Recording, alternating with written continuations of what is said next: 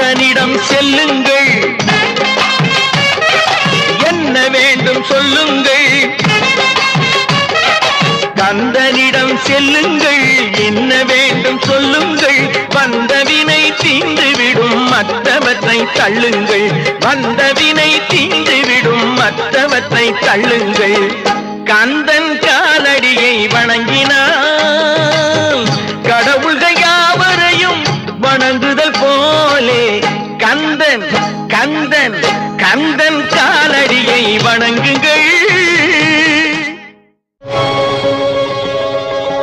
அம்மையானவன் எமக்கு அப்பனானவன்,